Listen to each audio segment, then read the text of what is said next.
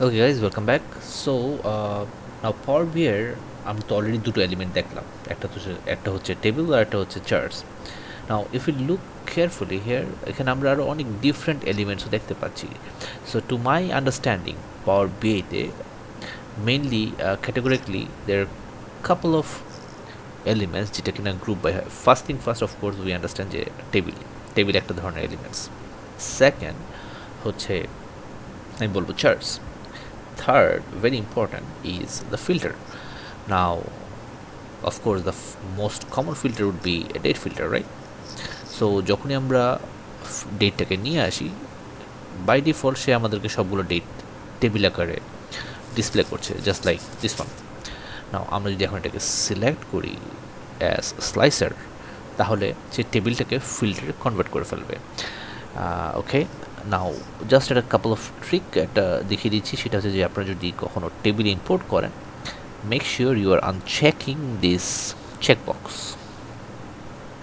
And then you drag the dates so that আপনি individual ডেটকে দেখতে পারবেন।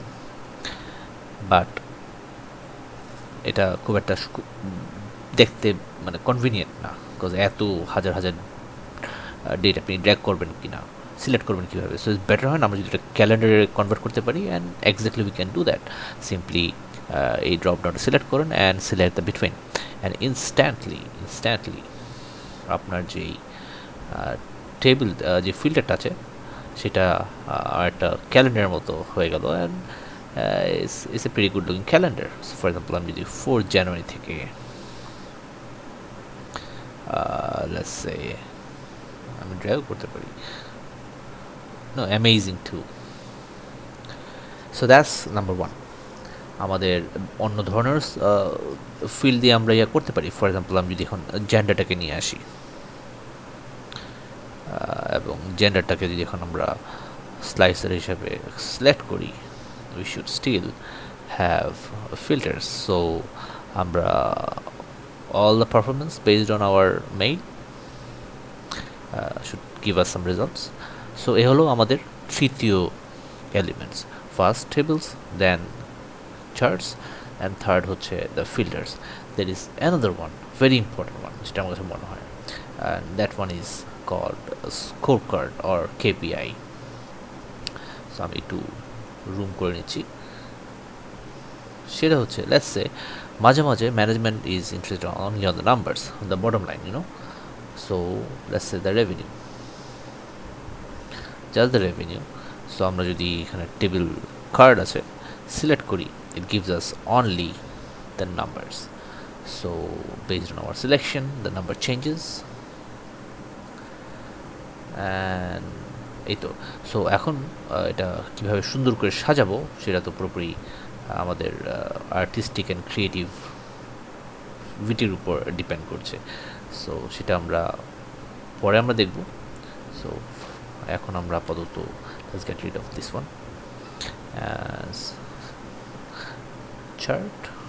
আমরা এটাকে এখানে নিয়ে আসি, আমরা আরও নিয়ে আসতে পারি margin, convert it to curves, and we have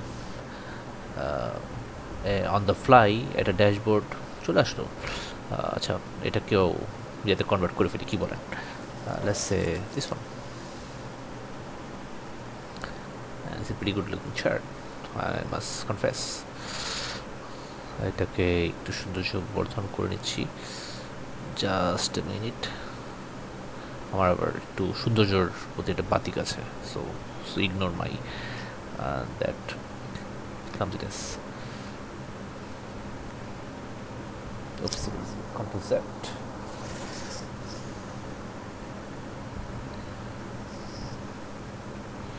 And fine.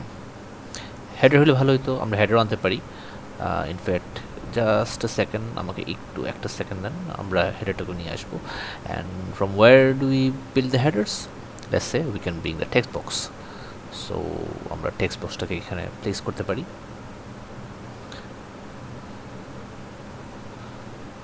এবং বলতে পারি আওয়ার ড্যাশবোর্ড